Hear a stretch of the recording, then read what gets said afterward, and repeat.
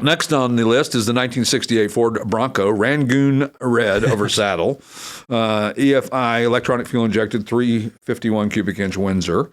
The other one had a Cleveland. The other Ford. What's a Rangoon? It's a, I don't know. Is it a fruit? Is it? Look that up, JR, will you? Get on that. Quick. Well, it's a place in Southeast Asia. I know that. Oh, weird. All right. So, Yeah, Maybe it's like a spice. Maybe I it's a knew a spice. guy that had an old microphone and went, "Come in, Rangoon." It was, Weird. Okay. this thing's got a lift kit on it, the Performer Edelbrock RPM heads, and it's very, very off-road capable. So that's some of our new arrivals. If you go to our website, classicautomall.com.